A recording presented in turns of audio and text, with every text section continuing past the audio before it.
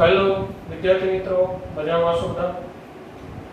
કેમિસ્ટ્રીનો આજનો લેક્ચર રાસાયણિક બંધન, બરાબર, અને આણ્વીય રચના ચેપ્ટર નંબર 4 માં, ટેક્સ્ટ બુકમાં ચેપ્ટર નંબર 4, ફિનિક્સમાં ચેપ્ટર નંબર 8.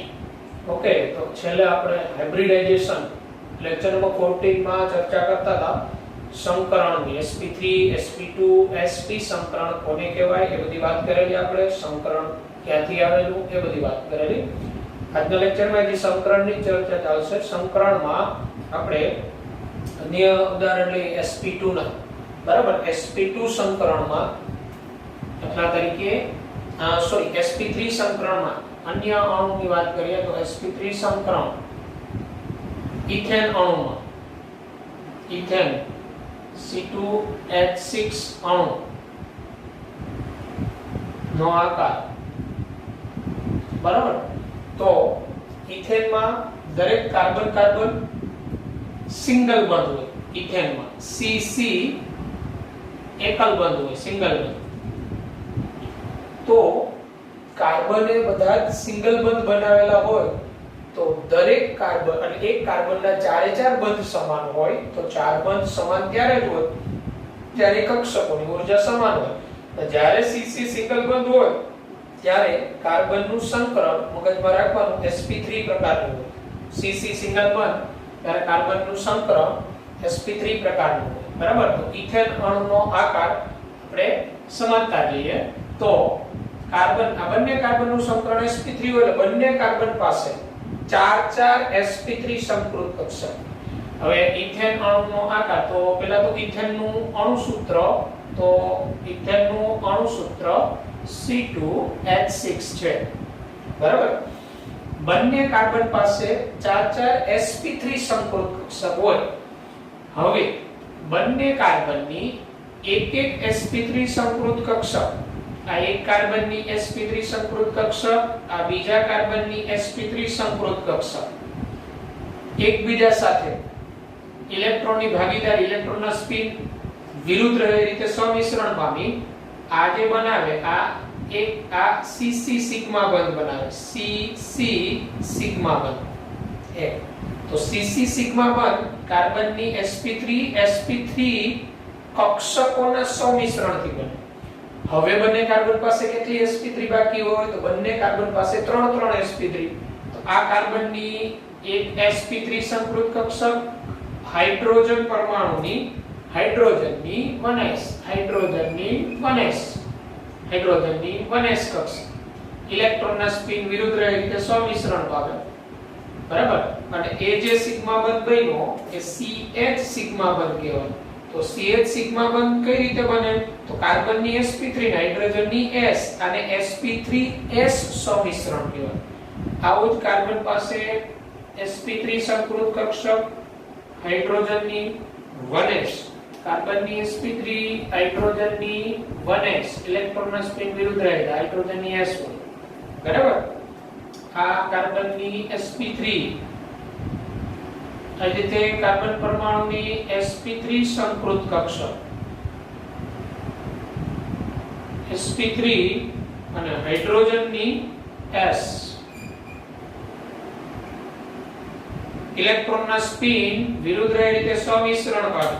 એટલે આ રીતે CH સિગ્મા બંધ, આ 3 CH સિગ્મા બંધ. સેમ એવી આ કાર્બન પાસેની sp3 સંકૃત કક્ષક હાઇડ્રોજનની 1s, કાર્બનની sp3 સંકૃત કક્ષક હાઇડ્રોજનની 1s, આ sp3 હાઇડ્રોજનની 1s આ રીતે સમિશ્રણ થાય sp3s સમિશ્રણ કહેવાય, બરાબર. આ sp3 બેના ઇલેક્ટ્રોનના સ્પિન વિરુદ્ધ રહે રીતે. આમ ટોટલ એક કાર્બન પાસે ઇથેનમાં આ 3 CH સિગ્મા બંધ, આ બધા સિગ્મા બંધ કહેવાય. એટલે એક CC સિગ્મા બંધ હોય અને 6 CH સિગ્મા ઇથેન અણુમાં, બરાબર. CC સિગ્મા બંધ 1 અને CH સિગ્મા બંધ 6 CH સિગ્મા બંધ હોય. હવે આ કાર્બન કાર્બન સિંગલ બંધ લંબાઈ આ ઇથેન અણુમાં CC સિંગલ બંધ લંબાઈ 154 પિકોમીટર હોય અને CH બંધ લંબાઈ 109 પિકોમીટર હોય ઇથેન અણુમાં, બરાબર. CH બંધ લંબાઈ અને આ જે બંધ કોણ હોય HCCH કે HCH આ જે બંધ કોણ હોય એ 109:28 નો હોય sp3 સંકૃત HCH બંધ કોણ એ 109:28 હોય. તો આ ઇથેન અણુનો આકાર થઈ ગયો. એટલે મગજમાં એ બેસાડી દેવાનું કાર્બન પરમાણુએ જ્યારે સિંગલ બંધ બનાવ્યો કાર્બન કાર્બન વચ્ચે સિંગલ બંધ હોય તો એવા દરેક કાર્બનનું સંકરણ sp3 હોય, બરાબર છે.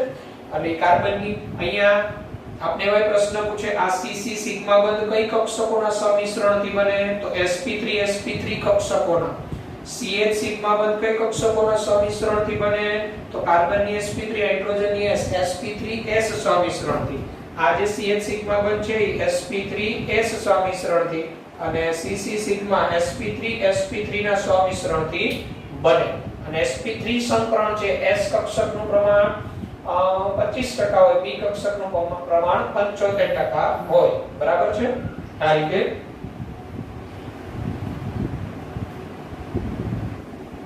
તો આ ઇથેન અણુનો આકાર થયો. ઇથેન અણુના આકારમાં દરેક કાર્બન છે એની આસપાસ સમચતુષ્ફલકીય હોય, બરાબર. આવી રીતે હવે તમને પ્રોપેન કહે તો પ્રોપેન એટલે CH3 CH2 CH3 તો ત્રણેય કાર્બનનું સંકરણ કેવું હોય sp3. હવે એમાં સિગ્મા અને પાઈ બંધની સંખ્યા આપને પૂછે તો આ રીતે બંધ બધા પહેલા સેપરેટ કરી દેવાના આવી રીતે અને જ્યાં જ્યાં સિંગલ બંધ આવે એકલ બંધ એને એક સિગ્મા બંધ કહેવાય. એટલે ઇથેનમાં 6 CH સિગ્મા બંધ હોય અને એક CC સિગ્મા બંધ હોય, બરાબર છે. તો આ ઇથેન અણુનો આકાર sp3 સંકરણ. ટૂંકમાં કાર્બન કાર્બન સિંગલ બંધ આવે ને તો દરેક કાર્બનનું સંકરણ sp3 પ્રકારનું હોય. ઓકે, તો આ sp3 સંકરણ ઇથેન અણુનો આકાર. હવે પછી આપણે વાત કરી દઈએ sp2 સંકરણમાં ઇથિન અણુનો આકાર આપણે સમજી લઈએ. sp2 સંકરણ ઇથિન અણુનો આકાર. ઇથિન અણુનો આકાર. ઇથિન અણુ તેનું અણુસૂત્ર C2H4. અણુસૂત્ર C2H4 હોય એમાં કાર્બન કાર્બન વચ્ચે દ્વિબંધ હોય. ઇથિનમાં દરેક કાર્બન sp2 સંકરણ ધરાવતો હોય. દરેક કાર્બન sp2 સંકરણ ધરાવતો હોય. sp2 સંકરણ ધરાવતો હોય. હવે ઇથિનમાં દરેક કાર્બનનું સંકરણ sp2 પ્રકારનું હોય તો જ્યારે કાર્બન કાર્બન વચ્ચે તો એક સિગ્મા બંધ અને એક પાઈ બંધ હોય, C દ્વિબંધ C હોય, બરાબર. તો સિગ્મા બંધ કઈ રીતે બને તો ઇથિન અણુમાં એક ઇથિન અણુની sp2 સંકૃત કક્ષક નો એક ઇલેક્ટ્રોન બીજા કાર્બન પરમાણુ sp2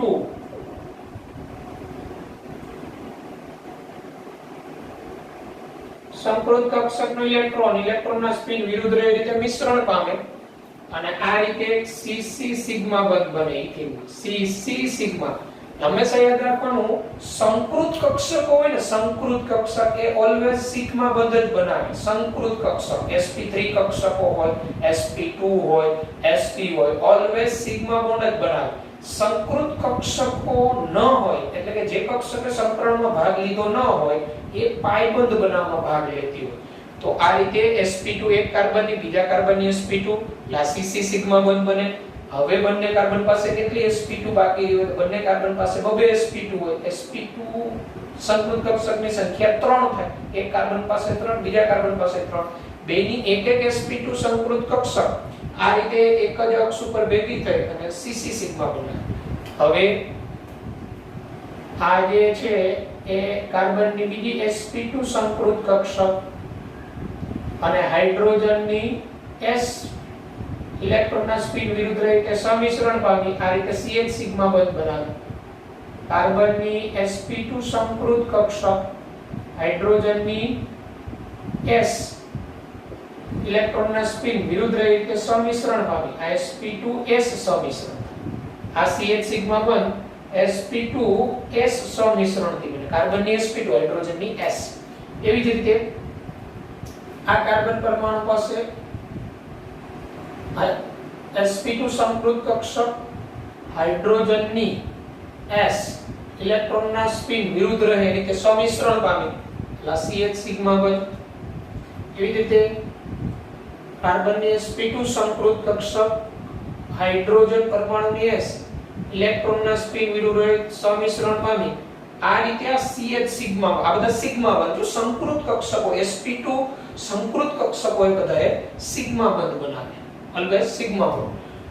હવે તમને ખબર હોય તો બંને કાર્બન પાસે સંકરણમાં ભાગ લીધા વગર એક એક કક્ષક હોવાના p કક્ષક બરાબર કે pz કક્ષક.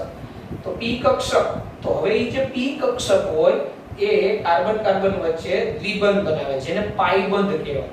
તો હવે બંને કાર્બન પરમાણુ પાસે આ જે આકાર થયો ને sp2 સંકૃત કક્ષકોનો જે આકાર થયો એ આ મુજબ થયો આ સમતલીય ત્રિકોણાકાર સમતલીય ત્રિકોણ.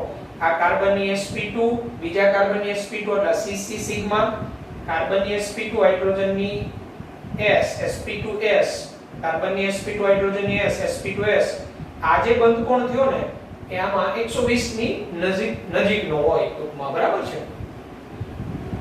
HC આ જે બંધ કોણ થયો આ બંધ કોણ 120 બરાબર ની નજીકનો હોય સમતલીય ત્રિકોણાકાર કહેવાય sp2 સંકૃત કક્ષકોનો. તો હવે સંકરણમાં ભાગ લીધા વગરની બંને કાર્બન પાસે એક p કક્ષક હોય તો એ p કક્ષક તો આ જે છે આ એક જ સમતલમાં થયું આને. તો હવે આને આપણે આમ વિચારીએ આમ એક જ સમતલ અહીંયા એક આ કાર્બન પાસેની p કક્ષક એવી જ બીજા કાર્બન પાસેની p કક્ષક બાજુ બાજુમાંથી સમિશ્રણ પામી અને પાઈ બંધનું નિર્માણ કરે આ રીતે.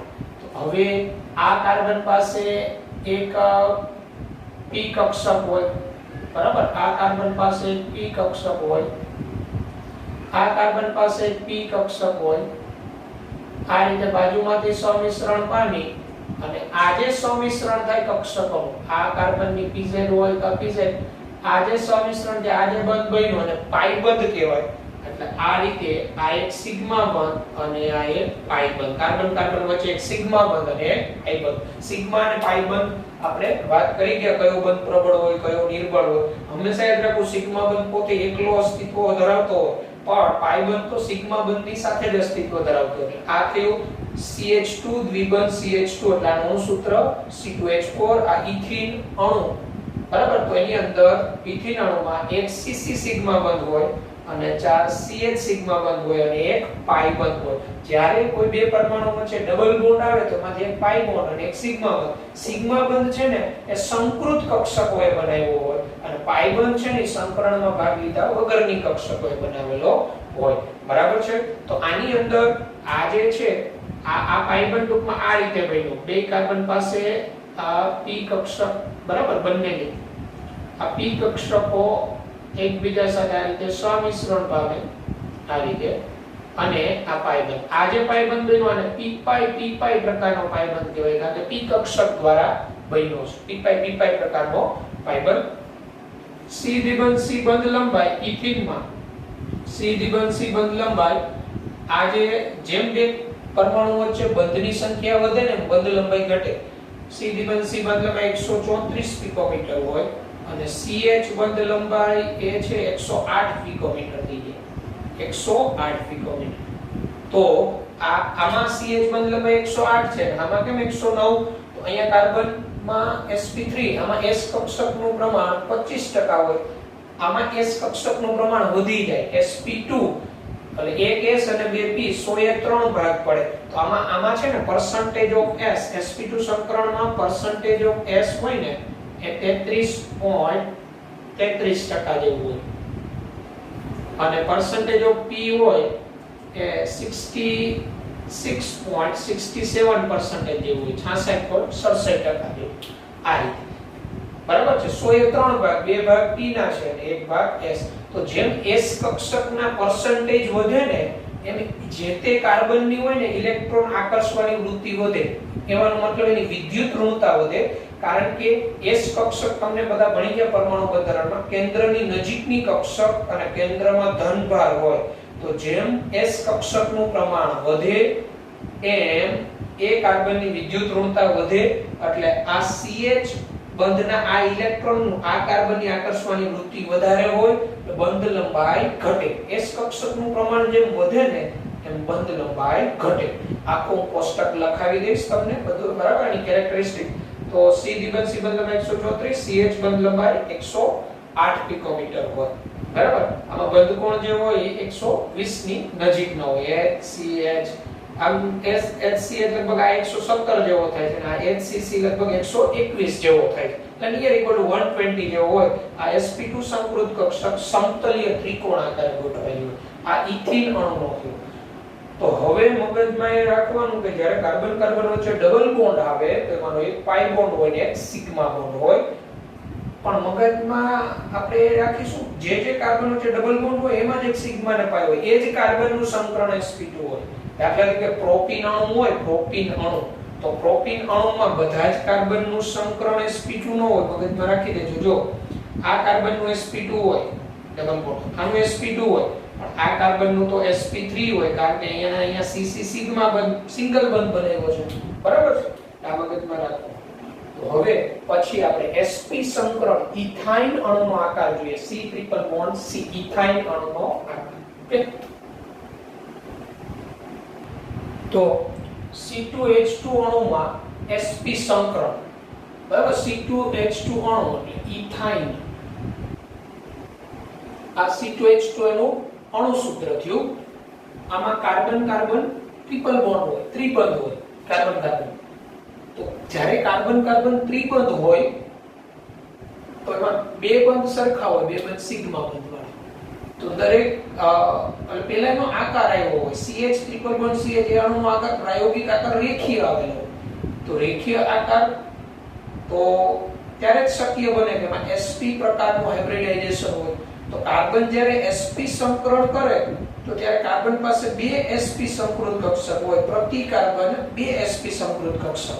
તો એક કાર્બન પરમાણુની એક sp સંકૃત કક્ષક અને બીજા કાર્બન પરમાણુની બીજી sp સંકૃત કક્ષક.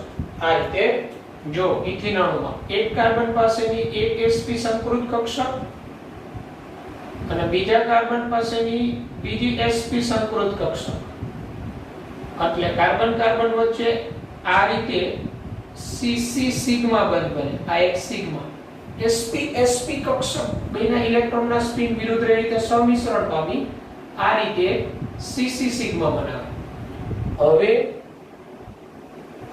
હવે બંને કાર્બન પાસે એક એક sp વધી હોય તો કાર્બન પરમાણુની પછી બીજી એક sp સંકૃત કક્ષક અને હાઇડ્રોજન પરમાણુની 1s નો એક ઇલેક્ટ્રોનના સ્પિન વિરુદ્ધ રહે છે. sps સમિશ્રણ થાય. આ sps સમિશ્રણ થી આ સિગ્મા બને. એવું જ આ બીજા કાર્બન પરમાણુ પાસેની આ sp સંકૃત કક્ષક અને હાઇડ્રોજન પરમાણુની 1s નો એક ઇલેક્ટ્રોનના સ્પિન વિરુદ્ધ રહી રીતે સમિશ્રણ પામી આ CH સિગ્મા બંધ બનાવે. તો આમ ઇથાઇન અણુમાં 3 સિગ્મા બંધ હોય. એક cc સિગ્મા અને 2 CH સિગ્મા. એક કાર્બને 2 સિગ્મા બંધ બનાવ્યા કહેવાય. એક તો બે કાર્બન વચ્ચેનો સહયાગ. તો હવે બંને કાર્બન આ કાર્બન પાસેની 2 sp સંકૃત કક્ષક, એક sp અહીંયા સિગ્મા બનાવ્યો, એક sp અહીંયા, કે 2 sp સંકૃત કક્ષક વપરાઈ ગઈ. હવે બંને કાર્બન પાસે બબે p કક્ષકો સંકરણમાં ભાગ લીધા વગરની હોય. સંકરણમાં ભાગ લીધા વગરની કક્ષકો હોય, બરાબર. ધારો કે આ જે sp સંકરણમાં px એ ભાગ લીધો હોય તો બંને કાર્બન પાસે સંકરણમાં ભાગ લીધા વગરની કઈ હોય? py અને pz. તો બંને કાર્બનની py કક્ષક અને pz કક્ષક સમિશ્રણ પામી અને પાઈ બંધ બનાવે. મગજમાં એક રાખજો, py અને pz કક્ષકનું સંમિશ્રણ ન થાય, કારણ કે py એટલે y અક્ષ ઉપર અને pz એટલે z અક્ષ ઉપર, એ બે તો 90 અંશના ખૂણે એકબીજાથી હોય, તો એનું સંમિશ્રણ ન થાય.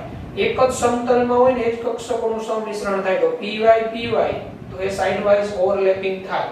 તો હવે બંને કાર્બન પાસે સમકરણમાં ભાગ લીધા વગરની બે કક્ષક હોય.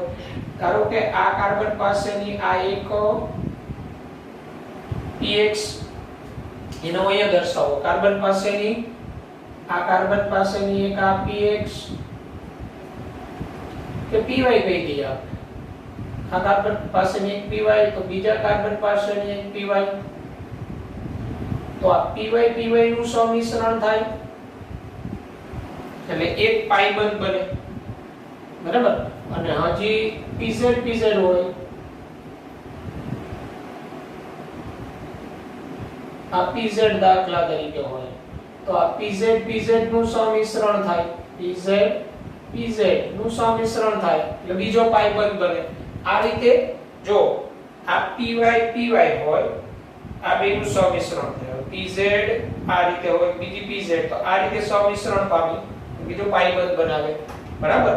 તો આમાં પણ બે પાઈ બંધ બને. હું અહીંયા હવે દર્શાવું છું.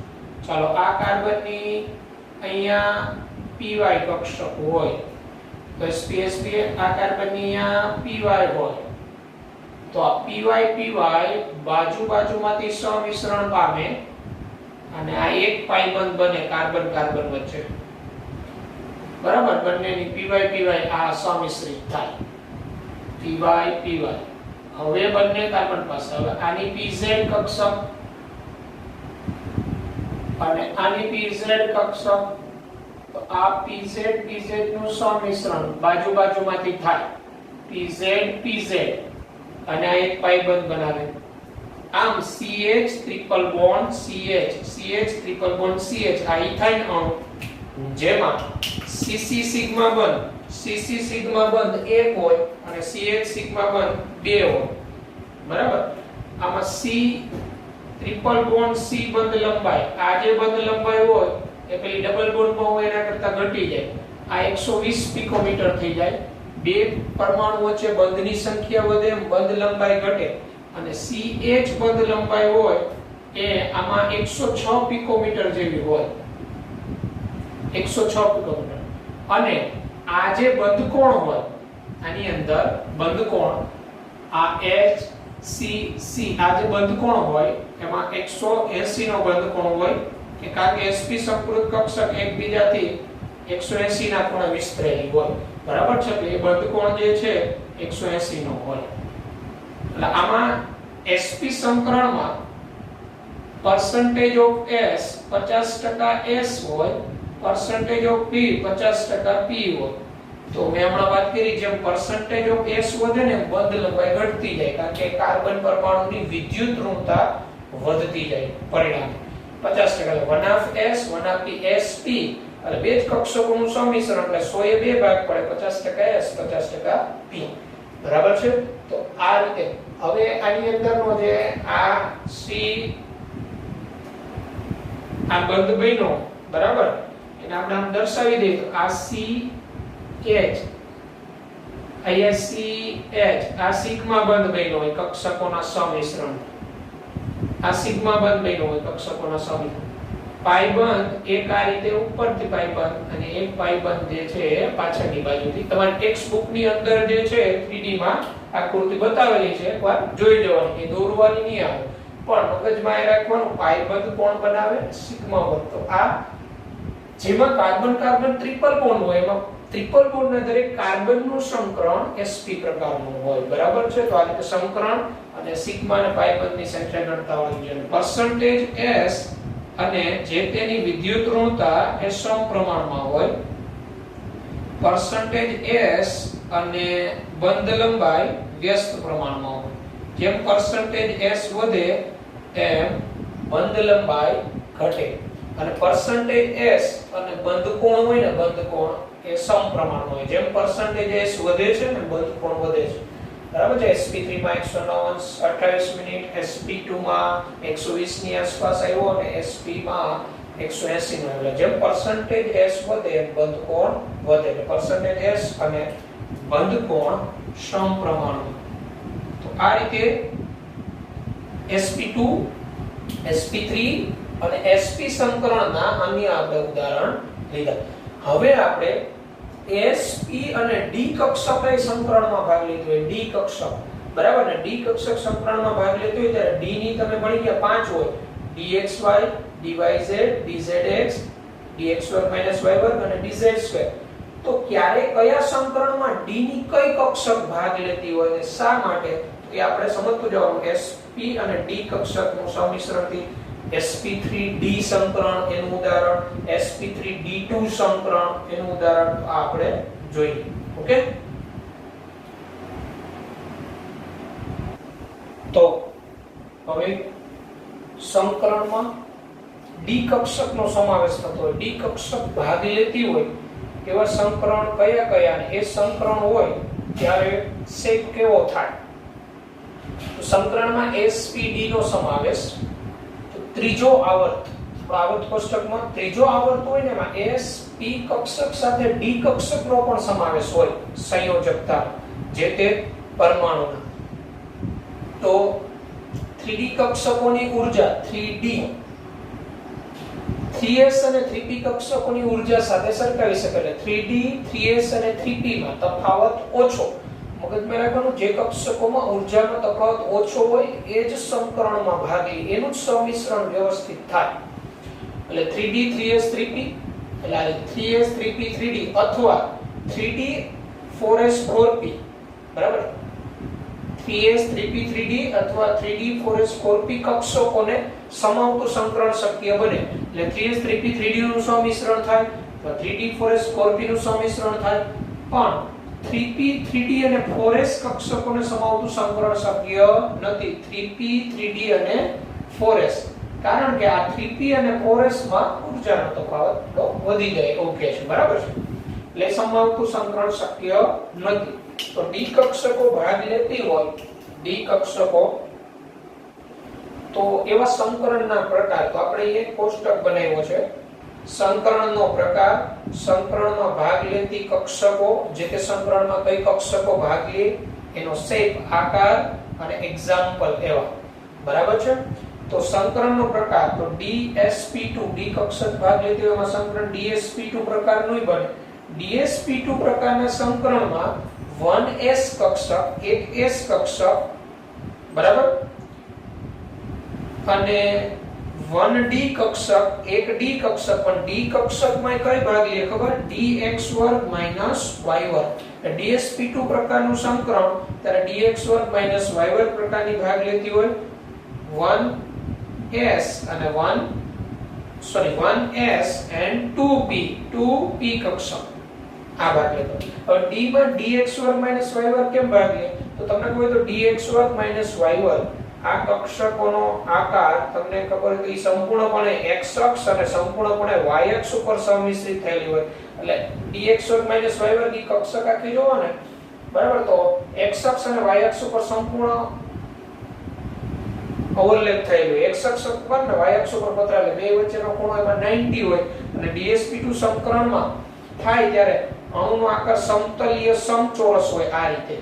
તો આવો આકાર તમને ખબર હોય તો dx2 y2 નો છે. તો એ જ કક્ષકો મહત્તમ એમાં ભાગ લઈ શકે.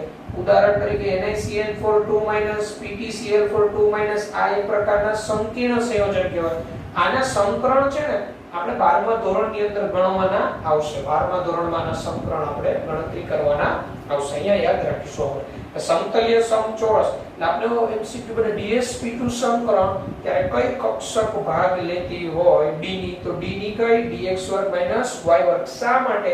તો કહેવાનું dx2 y2 એટલે સંપૂર્ણપણે x અક્ષ ઉપર વિસ્તરેલી, સંપૂર્ણપણે y અક્ષ ઉપર વિસ્તરેલી. બે વચ્ચેનો ખૂણો કેટલાનો હોય? 90 નો. અને આ પ્રકારનું સંકરણ હોય એમાં સંકૃત કક્ષક વચ્ચેનો આ ખૂણો 90 નો જ હોય. એટલે કોઈ પણ બે dsp2 સંકૃત કક્ષક વચ્ચેનો ખૂણો 90 નો હોય. બરાબર, dsp2 સંકૃત dsp2 સંકૃત કક્ષક. ટોટલ dsp2 સંકૃત કક્ષકની સંખ્યા કેટલી થાય? તો એક d, એક s અને 2p ચાર કક્ષકોનું સંમિશ્રણ થયું ને તો નવી 4 બને. આ એક dsp2 dsp2 dsp2 dsp2 આ રીતે. ત્યારબાદ sp3d સંકરણ હોય તો sp3d સંકરણમાં એક s 3p px py અને pz અને 1d એક d કક્ષક પણ d ની કઈ તો sp3d પ્રકારના સંકરણમાં d ની dz2 ભાગ લેતી હોય. dz2 કે ભાગ લેતી હોય તો dz2 જે છે સંપૂર્ણપણે z અક્ષ ઉપર આવેલી હોય અને અહીંયા આ જે છે 1s અને 3p બરાબર અને એક d કક્ષકનું સમિશ્રણ એટલે ટોટલ કેટલી કક્ષકોનું સમિશ્રણ થયું 5 એટલે 5 નવી બને sp3d 5 નવી sp3d કક્ષકો બને. આ sp3d કક્ષક ત્યારે આકાર કેવો હોય તો એનો TBP ટ્રાઇગોનલ બાયપિરામિડલ ગુજરાતીમાં કહીએ તો ત્રિકોણીય દ્વિપિરામિડલ. ત્રિકોણીય દ્વિપિરામિડલ એટલે તમને શેપ મેં ભણાવેલો. ત્રિકોણીય દ્વિપિરામિડલમાં આ રીતે ત્રણ કક્ષકો સમતલ એક જ સમતલમાં હોય ત્રિકોણીય આ રીતે અને એક કક્ષક આમ ઉપર અને એક નીચે. આ જે છે આ ત્રિકોણીય દ્વિપિરામિડ એક જ સમતલની અંદર આવેલા આમાં આની વચ્ચેનો ખૂણો તમે જોજો તો 120 ના હોય અને અહીંયા જે ઉપરથી એનો ને આની સાથેનો ખૂણો 90 નો હોય. ત્રિકોણીય દ્વિપિરામિડલ છે. હવે આ જે સમતલની અંદર આ ત્રણ બંધ એને ઇક્વિટોરિયલ બંધ કહેવાય અને આ જે બંધ આવે એને અક્ષીયલ બોન્ડ કહેવાય. એ આપણે ઉદાહરણ હમણાં જોશું PCl5 નું સમજીશું બરાબર ત્યારે આપણે આકાર બતાવીશું. તો sp3d સંકરણ ત્રિકોણીય દ્વિપિરામિડલ બરાબર બંધ કોણમાં ખબર હોય છે કયા 90 ના બનશે કયા 120. આ બે વચ્ચેના ખૂણા 120 ના હોય પણ આમ પિરામિડલ શેપ સ્વરૂપે એનો ત્રિકોણની અંદર રહેલી કક્ષક સાથેનો ખૂણો 90 નો. ઉદાહરણ તરીકે pf5 pcl5 વગેરે. પછી sp3d2 અથવા d2sp3 આ પ્રકારનું સંકરણ હોય તો એમાં એક s કક્ષક 3p કક્ષક અને 2d કક્ષક પણ d ની કઈ ભાગ લે dx2 y2 અને dz2 sp3d2 અથવા d2sp3. તો આવા પ્રકારનું સંકરણ હોય ને મધ્યસ્થી પરમાણુનું sp3d2 કે d2sp3 ત્યારે સંકૃત કક્ષકો છે ને અષ્ટફલકીય આકારમાં ગોઠવાયેલી હોય. અષ્ટફલકીય આકારમાં કઈ રીતે તો ચાર સંકૃત કક્ષક આ રીતે ચોરસ રીતે હોય. ચાર સંકૃત કક્ષક આ 1 2 3 અને 4 અને બે sp3d2 સંકૃત કક્ષક આ રીતે એક ઉપર અને એક નીચે આ પ્રકારે હોય. તો કેવું થાય આ ચાર જે ચોરસ સ્વરૂપે હોય ને આ ચાર એમાંથી કોઈ પણ વચ્ચેનો આ ખૂણો 90 હોય આમાં તો કોઈ પણ કક્ષકો વચ્ચેનો ખૂણો 90 નો જ થાય બરાબર. આમ જોવા x અક્ષ પછી આનો y અક્ષ કયો અને આમ ગઈ z અક્ષ. તો આ રીતે sp3d2 પ્રકાર કોઈ પણ કક્ષકો વચ્ચેનો ખૂણો આમાં 90 ડિગ્રી નો જ હોય બરાબર છે અને આકાર કેવો કહેવાય અષ્ટફલકીય. બધાને એકબીજા સાથે જોડી દો એટલે ઓક્ટાહેડ્રલ શેપ બને અષ્ટફલકીય. ઉદાહરણ તરીકે SF6 સલ્ફર હેક્સાફ્લોરાઇડ આપણે ઉદાહરણ હમણાં જોશું. CrF6 3- CONN36 3+ આ પ્રકારના ચોરસ કોન્સની અંદર જે કમ્પાઉન્ડ લખેલા હોય ને કોમ્પ્લેક્સ કહેવાય સંકીર્ણ સંયોજનો કહેવાય. એની અંદર ઘણામાં d2sp3 સંકરણ ને sp3d2 સંકરણ હોય પણ ક્યારે sp3d2 ક્યારે d2sp3 થાય એ માટે ડિટેલમાં આપણે 12મા ધોરણમાં જોવાનું આવશે સંકીર્ણ ચેપ્ટરમાં. પણ અહીંયા આપણે યાદ રાખીશું કે sp3d2 d2sp3 પ્રકારનું સંકરણ હોય તો આકાર કેવો હોય અષ્ટફલકીય. કોઈ પણ સંકૃત કક્ષક વચ્ચેનો ખૂણો કેટલાનો હોય 90 નો બરાબર છે. d ની કઈ કક્ષક તો d ની અહીંયા જો મગજમાં રાખજો dx2 y2 અને dz2 કેમ આમાં ભાગ લેવાનું કારણ હોય તો અષ્ટફલકીય આકારમાં થાય કેવું આ રીતે ચોરસ બનાવે. 4 sp3d2 આ રીતે ચોરસ બનાવે અને 2 sp3d2 એટલે આમથી આવે તો તમને ખબર હોય તો dx2 y2 એટલે સંપૂર્ણપણે x અક્ષ અને સંપૂર્ણપણે y અક્ષ ઉપર એટલે એના દ્વારા એક ચોરસ બન્યું અને dz2 એટલે તમને ખબર હોય તો સંપૂર્ણપણે z અક્ષ ઉપર જ હોય. તો નિયમિત અષ્ટફલકીય આકાર ને કોઈ પણ વચ્ચેનો ખૂણો 90 નો થવાનો છે બરાબર. પરિણામે sp3d2 કે d2sp3 ત્યારે dx2 y2 dz2 ભાગ લેતી હોય. ઓકે. ત્યારબાદ sp3d3 પ્રકારનું સંકરણ તો sp3d3 પ્રકારનું સંકરણ હોય તેમાં એક s કક્ષક 3p કક્ષકમાં px py અને pz અને 3d કક્ષક dxy dyz અને dzx ભાગ લેતી હોય. sp3d3 એટલે ટોટલ અહીંયા 3p 3d અને s ટોટલ 7 કક્ષકોનું સંમિશ્રણ થયું. તો નવી સંકૃત કક્ષક કેટલી બને? 7. આપણે ગણી ગયા જેટલી કક્ષકોનું સંમિશ્રણ થાય એટલી જ નવી ઉત્પન્ન થાય સંકૃત. તો 7 sp3d3 કક્ષક. તો આ 7 sp3d3 કક્ષક કઈ રીતે ગણો? 1 2 3 4 5 6 7 આ રીતે પેન્ટાગોનલ બાયપિરામિડલ એટલે એક પેન્ટાગોન બને. બરાબર? એક જ સમતલમાં 5 અને એક ઉપર અને એક નીચે. પેન્ટાગોનલ ની અંદર કોઈ પણ બે કક્ષક હોય ને આ રીતે પેન્ટાગોનલમાં એની વચ્ચેનો ખૂણો 72 નો હોય, પણ આ ઉપરથી હોય અને નીચેથી હોય એનો પેન્ટાગોનલ ની કોઈ કક્ષક સાથે ખૂણો 90 નો હોય. બરાબર? આ રીતે sp3d3 if7 આયોડિન હેક્સાફ્લોરાઇડ આ પ્રકારનું સંકરણ ધરાવે. પછી d3s સંકરણ. તો 3d કક્ષક 3d ની કઈ dxy dyz અને dzx અને 1s કક્ષકનું સંમિશ્રણ થાય. d3s કક્ષકનું સંમિશ્રણ આકાર સમચતુષ્ફલકીય d3s પ્રકારનું સંકરણ હોય. આપણે 12મા ધોરણમાં કમ્પાઉન્ડ આવશે સંકરણ d3s પ્રકારનું હોય સંકીર્ણ ચેપ્ટર. બરાબર? અને આકાર કેવો? સમચતુષ્ફલકીય. MnO4 માં આ પ્રકારનું સંકરણ હોય. તો આ રીતે d કક્ષક ભાગ લેતી હોય ત્યારે આ પ્રકારે સંકરણના પ્રકાર પડે અને આકાર. તો હવે અહીંયા હું તમને છે ને PCl5 નું ઉદાહરણ, SF6 નું ઉદાહરણ અને sp3d3 if7 નું ઉદાહરણ એનું સંકરણ તમને સમજાવી દઉં અને પછી સંકરણ આ શોધવાની કોઈ પણ મધ્યસ્થીનું સંકરણ શું હોય શોધવાની આપણે શોર્ટ ટ્રીક ની વાત કરીશું. બરાબર? મારા ખ્યાલ મુજબ અહીંયા તો આજે આપણે sp3d sp3d2 અને sp3d3 ના ઉદાહરણ જે છે એની વાત કરી શકશું. ઓકે? તો આ મગજમાં આપણે બેસાડી દઈશું. આ કોષ્ટક અહીંયા બોર્ડ ઉપરથી તમને ન દેખાય, આની પ્રિન્ટેડ જે છે એનો હું ફોટો તમને PDF સ્વરૂપે મોકલીશ, તમે લખી લેજો. ઓકે?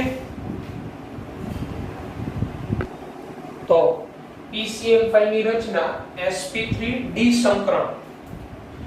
તો PCl5 માં મધ્યસ્થી ફોસ્ફરસ ની બાહ્ય ઇલેક્ટ્રોનની રચના સંયોજકતા. તો ફોસ્ફરસનો પરમાણુ ક્રમાંક 15, કુલ ઇલેક્ટ્રોન રચના એટલે નિયોન 3s2 3p3 એટલે બાહ્યતમમાં 3s 3p. બરાબર? 3s માં 2 3p માં 3 અને 3d તો હોય જ પણ ખાલી હોય. તો ફોસ્ફરસની ધરા અવસ્થામાં એટલે ગ્રાઉન્ડ સ્ટેટમાં અથવા ભૂમિ અવસ્થામાં ઇલેક્ટ્રોનની રચના 3s2 3p3 અને 3d ખાલી હોય ભૂમિ અવસ્થામાં. પણ PCl5 માં ફોસ્ફરસે બંધ કેટલા બનાવ્યા? 5 બંધ બનાવ્યા. એની પાસે અયુગ્મિત ઇલેક્ટ્રોન કેટલા હોવા જોઈએ? 5 હોવા જોઈએ. ભૂમિ અવસ્થામાં કેટલા દેખાય છે? તો ભૂમિ અવસ્થામાં અયુગ્મિત ઇલેક્ટ્રોન તો 3 જ છે. ફોસ્ફરસ 3 ક્યાં બંધ બનાવે? સહસંયોજક 5 બનાવે.